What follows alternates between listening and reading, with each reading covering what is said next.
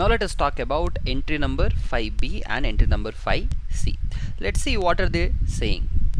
So it starts with service supplied by any person by way of transfer of development rights or FSI, that is floor space index, including additional FSI for construction of a project by a promoter. Now what did they say? Let's take one very simple example to understand this. Say there is one person called as Mr. A. So let me draw Mr. A for you. So this is Mr. A. So Mr. A owns, he is the owner of 1 acre plot. Okay, so he owns a land of 1 acre. Now Mr. A wants to build an apartment in this particular plot of land, but he does not have enough money nor expertise in building an apartment. So what he does is he contacts someone called as Mr. B. So who is Mr. B? Mr. B is the builder. So when I say builder, he is a person who is going to do actual construction on this particular plot of land. So now before Mr. B comes and starts constructing that particular apartment in this particular land phase, Mr. B wants an agreement to be signed with Mr. A.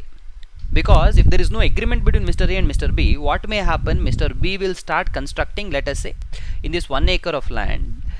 So Mr. B started building one building, first floor is complete, second floor is complete, third floor is complete. And before he could build some more other floors, Mr. A can come and say, this is my property, get out. And Mr. A can retain these 3 floors with him. So Mr. B wants to safeguard his interest. So what will Mr. B say? I will start constructing only if we enter into a formal agreement first. So Mr. A says, alright, we will enter into the agreement.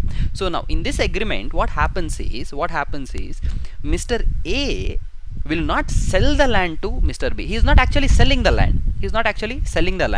So it is a joint venture between both of them. We call it as joint development agreement, in which they agree that in this particular plot of land, let us say 20 houses will be constructed. In an apartment, 20 houses will be there, out of which 10 will go to Mr. A and 10 will go to Mr. B. Simple. 10 will go to Mr. A and 10 will go to Mr. B. So what A is getting? A is getting the benefit of 10 apartments for no cost. And Mr. B is getting an benefit of constructing in Mr. A's land without actually purchasing the land. Very simple thing. So now here they are entering into a joint development agreement in which Mr. A is actually transferring what? He is transferring the developmental rights.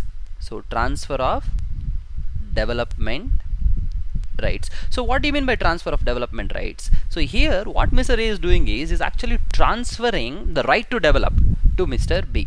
So now only Mr. B can actually develop in that particular land. So Mr. A can't directly bring some Mr. C and say, Mr. B, get out. From today onwards, Mr. C is going to construct. He can't do that because they have signed an agreement in which Mr. A has agreed to transfer the development rights to Mr. B. So here, who is Mr. A? Mr. A is landowner. Mr. A is landowner. And who is Mr. B? So though we discuss he is a builder, but in technical terms we call Mr. B as promoter. So now you tell me, when Mr. A is transferring TDR, that is transfer of development rights to Mr. B, who is actually supplying the service? So here Mr. A is supplying the service to Mr. B. What service? Transferring of development rights. Okay, so who is the supplier of service? It is Mr. A to Mr. B. So normally Mr. A should collect tax from Mr. B and remit the government, but this is one of those entries which are covered under reverse charge mechanism from 1st of April 2019. So now what happens? When there is an agreement between Mr. A and Mr. B, who is the supplier of service? Mr. A is the supplier of service. Who is the recipient of service? Mr. B is the recipient of service. Who has to pay GST? Answer is Mr. B has to pay GST to the government. So am I clear on this aspect? So whenever there is a transfer of development rights, the recipient of service, that is a promoter, has to pay GST to the government. Same applies in the case of FSI also. So just now we discussed about transfer of development rights. So there is one more concept called as FSI. So FSI is nothing but floor space index. So floor space index basically means, in very simple word, it means how tall building you can actually build. In some areas it is, if you have this much amount of land, you can build one floor of building. In some other places, in city areas, they may say that you can build up to 2 floors, up to 3 floors. It depends from one area to another area. So let us say that I have a right to build a building of 3 floors, but I don't have enough money to build it. I can again, go to a promoter and transfer my FSI to him, and he will build a building and give it to me. So in this situation also, the promoter has to pay tax under reverse charge mechanism. Now again, let me remind you that this is one of the most technical concept in your entire GST curriculum. Not only in your IPC syllabus, even in your final syllabus, it is not dealt in its complete potential. So they'll just give you a brief understanding about what this is, and they will leave you there only. So for your examination perspective, you don't have to worry. So you understood that in case of transfer of development rights, or in case of transfer of FSI, it is not the landowner who has to pay GST, it is the promoter who has to pay the GST. Now let us talk about the second part of it. Second part, 5C. 5C talks about a situation where you actually cannot transfer the development rights because of certain legal restrictions.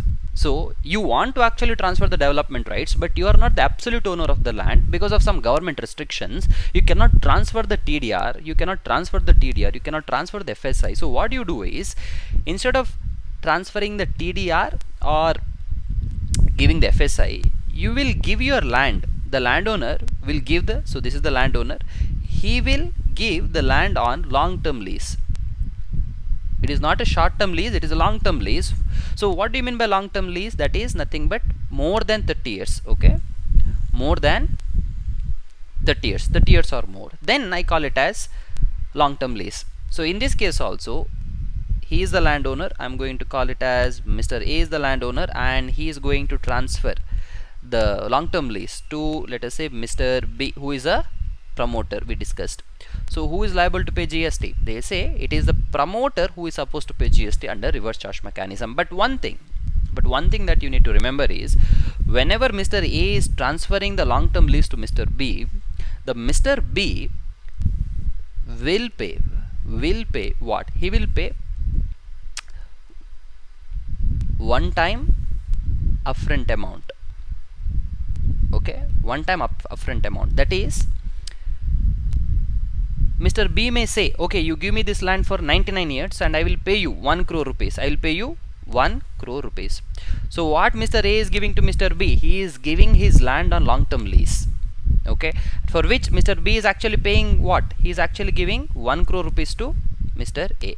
On this 1 crore rupees, who has to pay GST? It is Mr. B who has to pay GST. But remember, only if it is given upfront. Upfront means in advance, or at the very beginning of the agreement. If he gives only, then RCM is applicable. Now let us say Mr. B will say, I'll not give 1 crore at once, but every month I'm going to give you 50,000 rupees. In this situation, RCM is not applicable. It may sound little bit technical to you at this particular stage to understand this, but remember, in examination, question is not going to be in depth. So let's quickly revise what we studied. Very simple. So they say, service supplied by any person. So they are talking about landowner. Service supplied by any person by way of transfer of development rights. So if landowner is transferring the development rights to whom? To the promoter. Who is supposed to pay? The promoter is supposed to pay GST on that. Again, now they are talking about the next entry is long-term lease of land by any person. So landowner, if he is transferring his land on a long-term lease, that is 30 years or more, then in the form of upfront amount. Okay, consideration is received in upfront amount, that is, he is receiving everything at the beginning of the contract. You can call it as by any name you want. Then in that case, who is supposed to pay GST? The promoter is supposed to pay the GST. Very simple one and very straightforward ones.